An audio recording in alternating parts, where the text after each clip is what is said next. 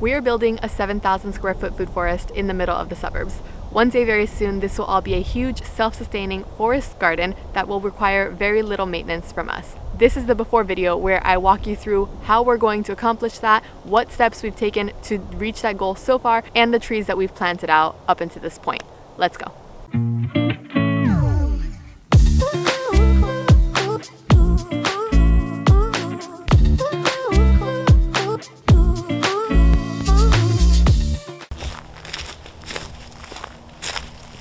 Alright, so this is the entrance to our property. This is the driveway that we've constructed, and this is the rest of the lot. Now, we parked our car back there. There's like an open clearing where the truck is, and on the other side, that's our neighbor's house somewhere over there, and the road on that side. So as we walk in, this area here from the road, in this corner right there, is the beginning of the food forest, all the way down to the other side of the lot, which is about 70 feet. And then from that same corner all the way down here until pretty much the end of the driveway. I think it's that tree over there. That is about 100 feet. So overall 7,000 square feet. So as you can see, we do have some trees already planted out in the cages over there and kind of like protected from deer. The neighbor's house is on the other side of what we are going to be developing as a food forest, but there will be a fence line all along that side with bushes, so you won't be able to see any of that once this is all said and done. That will probably come into construction when the house is being built. So this will be the beginning of our food forest, right? This is the driveway, and then this is one corner, and that is the other corner right behind that tree. To the property line, there's an additional, I think, like 15 feet or so. As you can see, we have taken already down a few logs, mostly pine trees that were blocking a lot of the sun, and we've done a lot of clearing in this space. So this will be, where I'm standing right now, will be the animal area, and then this here, between those two trees, it will all be fenced in, and then there will be a gate here where this log is. So you open up the gate, you walk in, and now I'm standing in the very back of the food forest, which will be the entrance, and the back of the road over there is 100 feet away.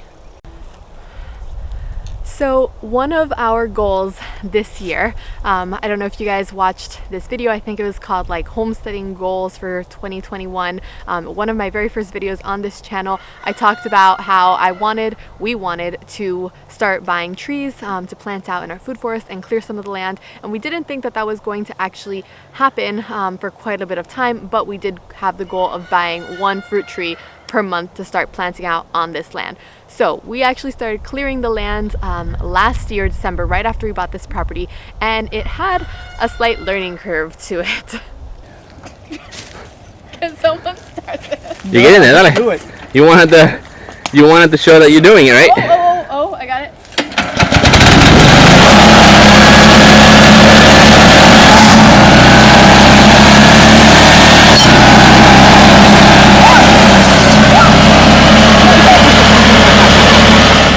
So after a lot of figuring out how to work the machine and calling in some outside help to clear out some of the larger trees that we weren't able to get with the brush hog, we actually got this land clearing behind us. Now, we just did another clearing of this a couple weeks back, so the stuff is still starting to come back up, right? There's a lot of, I don't want to call them weeds because they're actual, native trees and native plants, and there are some berries and things like that that are native to Florida here, but things that we didn't plant out. So I'm trying to get everything planted out before next summer, right? We've planted out quite a few trees, which I'll walk you through every single one of them. I'm just trying to make sure that we have everything in place before the weather starts getting really, really hot again, which here in Florida is not too far away, probably around mid-April or so. And one of the main reasons I wanted so much to document this, right? This is the before video. There's not too much here, right? This is all going to be growth and plants and all of that soon. But one of the main reasons I wanted to document this is so that you guys can benefit from how I did it and any mistakes I make and anything I did really well. Because when I was looking for, how to actually set up the food forest, there are a few videos, but mainly they're videos on, how a food forest works, or what makes a food forest thrive, not necessarily the beginning to end stages of setting up the food forest. So this is stage 1. You are catching us at the very beginning, right? This is not established, and hopefully we'll have an entire series on this, step 1, step 2, step 3. This is how we did it. So first of all, we cleared out the property because there was not a lot of sun. You can see now we are in the middle of the day and there's tons of sun over here. Right here, I'm kind of like trying to get behind one of these trees, so it's not a lot of sun, but for a food forest you need a lot of sun. We did leave quite a few of the pine trees on the property, just because I wanted to ensure that we didn't completely remove the natural vegetation, but we cleared out enough for there to be a lot of sun. And hopefully the pine trees shouldn't have too much of an impact because they are significantly taller than anything that we're going to be planting out and pruning to the size that we want. So that was step 1, clear the land. Now you can totally do this by ripping everything out and then putting down a layer of wood chips. We ended up basically taking all of those trees, or not we personally, the guy that we hired to remove all of this brush and stuff, he took a wood chipper and kind of like mulched everything down and threw it back onto the property in this area. So there is already a good layer of wood shavings and wood chips and all of that stuff. But unfortunately, it does include a lot of the seeds that were originally here and a lot of the seeds from that same material that just kind of is composting in place now. So a lot of that is still coming up. Now, I was considering putting down a layer of cardboard over everything, and at some point in the future I might do that. However, I did notice that there were a lot of plants that I do want to save, a lot of really native beneficial plants to this area, a lot of things that bring in pollinators. So I don't want to just smear everything out to plant out the forest that I want. I want to make sure that I'm incorporating the natural elements that were already here. That is the only reason I decided to not cover the entire thing with a layer of cardboard. So if you don't have anything that you want to save on your piece of property where you're planning on building your food forest, then you can definitely come over here and cardboard the entire thing, but it will likely just smother out any vegetation.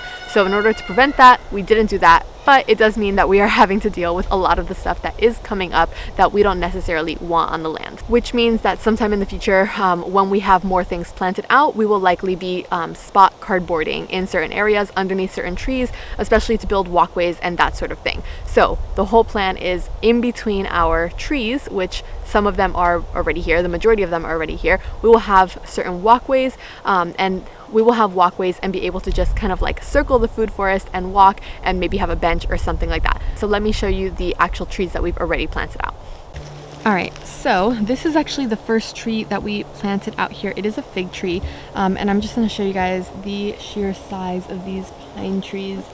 I mean, they are massive. So while they do kind of shade a little bit, I'm not really concerned because I'm not planning on having any of these trees grow to 50 or 70 feet like these I think are. So I mean, they do drop a lot of pine needles as well. You can see, I mean, anywhere you look, there's just tons of pine needles everywhere. So, it really does help to act as a mulch as well, which is why I like them. And then these trees that we are planting out are not going to get that big. We did take out a lot of the trees that were shading out the area. So there were some oak trees back here mostly, and we took out a whole bunch of them, which is why it's so sunny in this space. And they were actually a lot shorter, which was the main concern with them, not being able to let the light in. So this is our fig tree. I think it is a Marseille fig, I believe. Oops. And so we have a cage around it just so that the deer don't come and pick off everything, because there are a lot of white-tailed deer here and they like to graze on anything that they can get their hands on. Now it is definitely much smaller. When I got it, I think I have a previous video of when we first got it, so I'll insert that here if I can find it.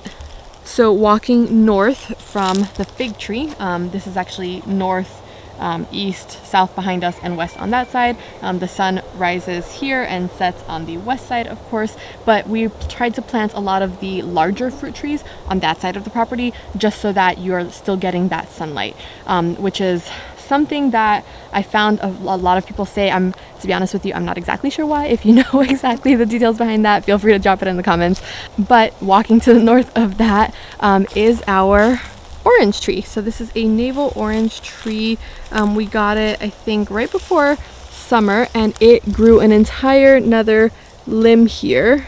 All of this was new growth after we got it. Something was, I don't know if that's eating at it or pests, I'm not exactly sure what it was, but it seems to have stopped, and it does have a little bit of new growth. At one point in time it had all these little orange blossoms before we planted it, but they dropped, and that is completely fine because I think you're not supposed to let them fruit anyway before the first year or two, I think it is. And so we have that, like I said, again covered with a whole bunch. You see all the pine needles that just fall nonstop. We have these covered as well, pretty high up so nothing can get it. So that is our orange tree. And then over here we have a guava tree, which I was really excited about because I love guayaba, or guava in English. I'm Cuban and Alan is Puerto Rican, so we call it guayaba, but it is one of my favorite things to eat on a summer day, and I love making guava paste with it. And this is the ruby red guayaba. As you can see, we also have a cage around it.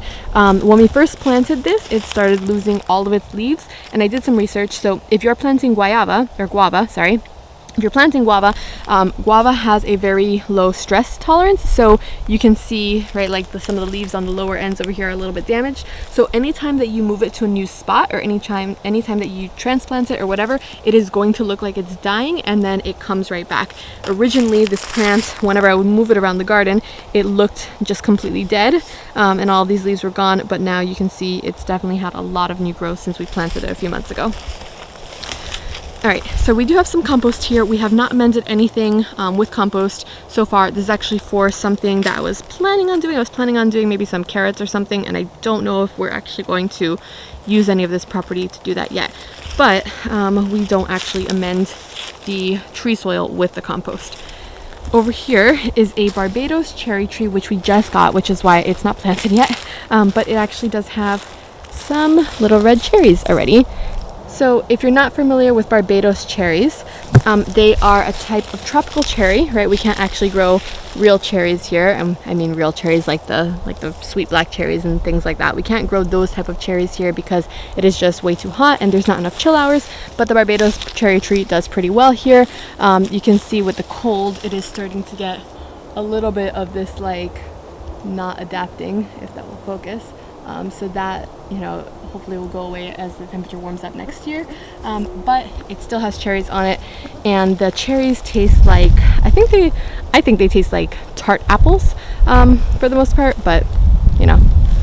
All right, so next to this, our guayaba tree. Oh, and the reason we haven't planted this is because this is going to go right behind that pile of logs and bushes over there, which we are still trying to work out. We have taken the truck and cleared off a lot of those logs. I'll insert the clip here, but in the meantime, I don't want to plant out the tree in that area because then we won't be able to take the truck in there and start planting out. Oh, and here come the chickens. They want to see what we're up to over here in the food forest.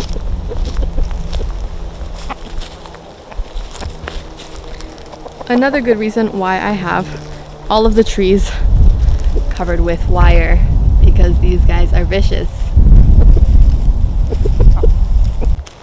Alright, so moving on, we have our peach tree. So this is a tree that we had just planted out, which is why you see like a lot of the dirt around. It's still, ooh, that's a little softer than I thought. Hold up. Alright, so you can see that a lot of the pine needles are starting to fall around it, but haven't really covered it up yet. This was soil that we just dug out, and we replaced the soil in this hole with the exact same soil. We did not amend, and it did look like this when we got it, so it hasn't really lost too many other leaves. Again, these are plants that will lose their leaves in colder weather anyway, so I'm expecting it to lose the leaves, but planting it in when it is colder out will actually allow the root system to get a lot stronger before spring comes, which then will allow the plant to grow out all of its leaves, and hopefully it'll be just overall stronger when it is starting to fruit. So this is a UF Best peach tree, which is one of the varieties that has very low chill hours and does really well, developed by University of Florida, specific for this region. So I actually got this at a local nursery. You're not going to get things like this at Home Depot or Lowe's, and I would actually caution anyone who's trying to start a food forest or trying to plant out fruit trees. If you are finding things at Lowe's and Home Depot and any of those bigger stores like that, be careful about the type of trees that you're buying from there, because I have found several types of trees that I know specifically do not grow in this area, or if they do grow, they're not going to produce fruit, such as, you know, several types of apples do not grow here.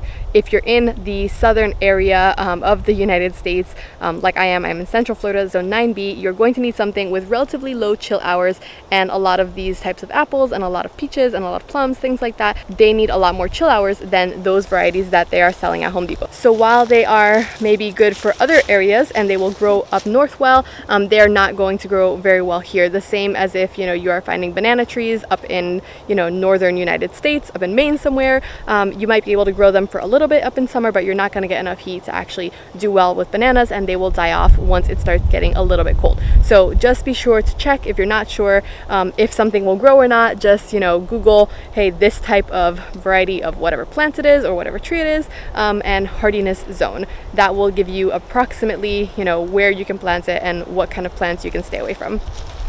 And even on the flip side of that, if you find something like apples that do not do well here, or peaches that really don't do well in my area generally, you can actually try searching for, you know, whatever variety it is, like I did for peaches, plus low chill hours. So that will bring up a whole bunch of varieties of peaches that, you know, don't need that many chill hours, something specific to your area. And there are generally at least a couple of varieties of things that you can plant for your area, even if it's not something you can normally plant. Like these peaches, these are specifically developed to Florida. So try searching something like that and you might have good results. All right, so that is our peach tree, and then I think it's probably a good 15 or so feet away is our persimmon tree. Over here, that is the driveway, so right between those two trees, that's the edge of the food forest, and we have like a whole bunch of logs and stuff that we have to still get rid of and burn from some of the trees that we took down. We are going to fill this area with other things in the future, but that is a different step, so sorry, let's try to just stick on the trees.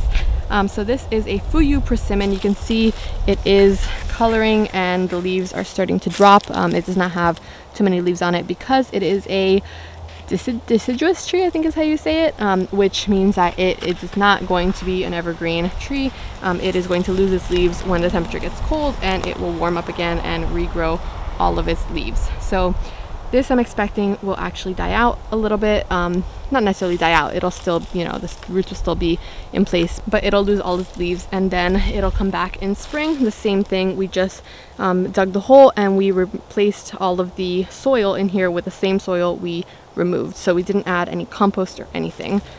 And if you're wondering what this structure is behind us, this is actually the chicken tractor, our makeshift chicken tractor, which had a whole bunch of our meat chickens in it. Since then, we don't have any more meat chickens, so it is currently empty. But when we did have meat chickens, we were running all the meat chickens through the food forest to help clear out some of this area, which is why a lot of this is, you know, no longer green growth, and we have some bare spots, which is exactly what we wanted for planting.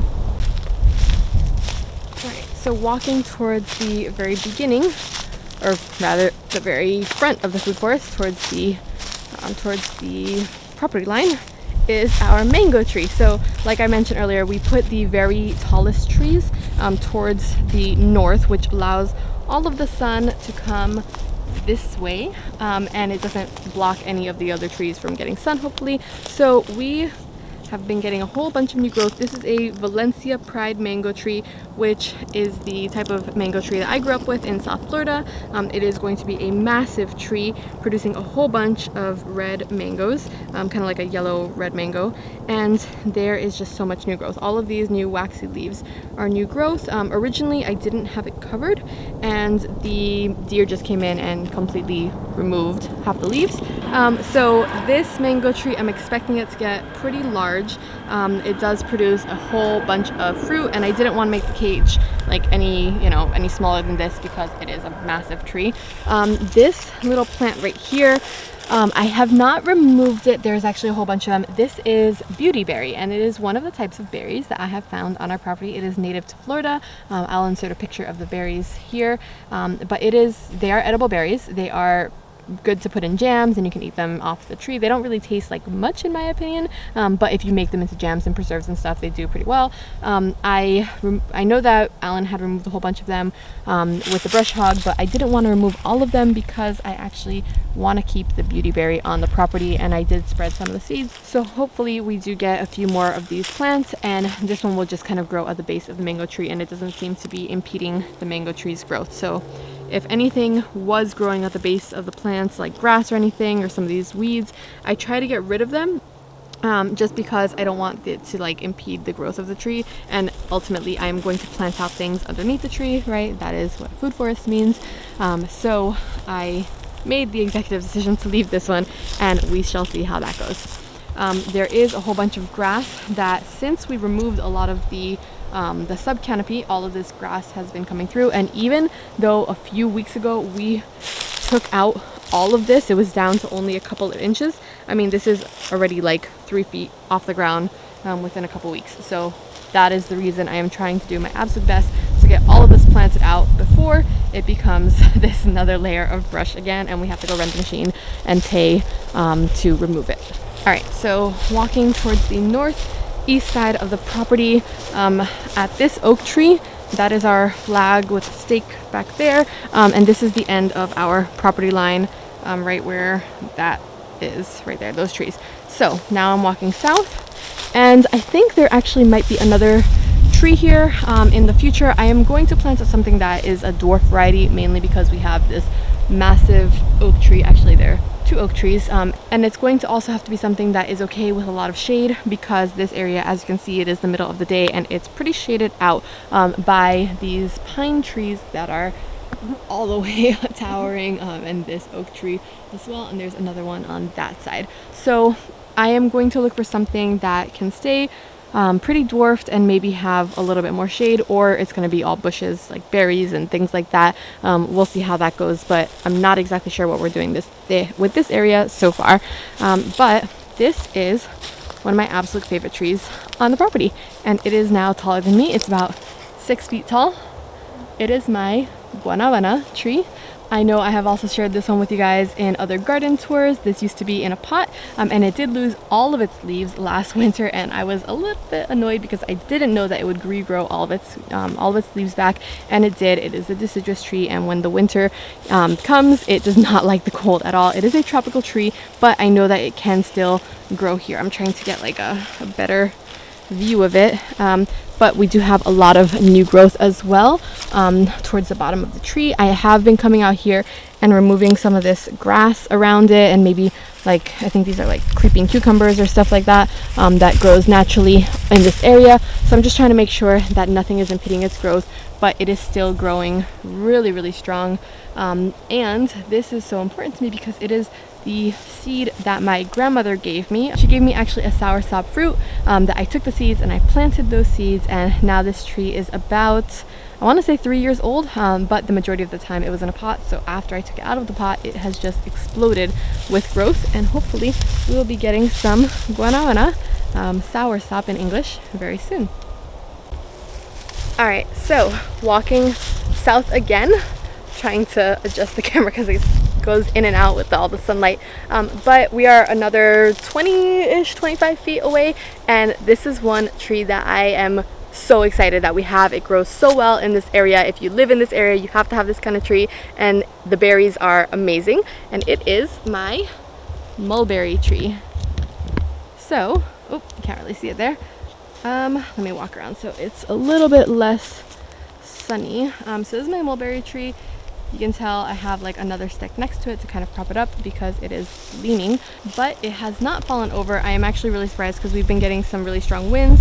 As you can see, lately it just wavering a lot. We have the cage around it to prevent anything else from getting at it, and it does have a lot of like new growth. Actually, this is when I got it. Can I stick my camera lens through? So when I got it a few days ago, I planted it almost immediately, and it is having a lot of new growth. So I'm just trying to make sure that it, it just does well and establishes itself before it drops off all its leaves. You can see the leaves are already starting to do this brown curly thing, and they will be dropping off. All of the other plants at the store had way less leaves than this, which is fine because I know that in springtime it will definitely come back and it will definitely regrow itself if I planted it right, and it is just going to thrive in this environment. So this one I'm really excited about because I love mulberries. This is actually a Pakistani mulberry tree, which gets pretty big. The berries are significantly larger than regular mulberries, and so hopefully we'll be able to harvest a lot of these. All right, and then to keep walking here, so this area, which is where we've kind of been focusing on lately, we have been trying to get out these logs, like they're buried under stuff. So there's actually a massive log buried under here, and it's just like a pile of stuff. I think whoever owned the property before us had dumped, like 20 years ago, had dumped a whole bunch of stuff here, and it just kind of like grew into its own little forest thing here. These are palmettos, which are extraordinarily annoying and really hard to get rid of. If you live in Florida, you probably have a good idea of what I mean. And then on the other side over here, we have another one of these massive piles of logs. And somebody like chopped down trees and just added all this stuff in here. So we've been slowly clearing it out and just trying to make sure we can actually use this space because it does get a lot of sun. And we will be planting out the Barbados cherry tree in this area as well. So on the other side of this, we have a lemon tree, which is not doing too well, but in all fairness, it is not our fault. We got it and it was like this. Somebody actually gave it to us. It has been in a pot. I think this tree is like at least 5 years old, and you can tell it's not, it's not a great looking tree so far, but hopefully with a little bit of love and TLC, we will do a lot better with this tree. It is a ponderosa lemon tree, which means that the lemons get very, very large. They're really juicy and really good for making lemonade, and hopefully we'll be able to save it because that would be a great tree to have on this property. All right, so that is everything that we have planted on this property. We also, like I mentioned, have some beautyberry. We have some, I think they're called wild creeping cucumbers or something like that, that chickens like scratching through and finding them. So I don't want to smother out like the natural stuff. And I actually also found some dill growing on the property. It's funny, every time I try to grow dill in my garden, I end up killing it. But here it is just growing wild. I guess, go figure, life is funny like that. So that is all the trees that we currently have planted, plus the one Barbados cherry tree, which we need to plant out still. So that is the first step, right? We cleared out everything, got the land to pretty much clear where we wanted it to be.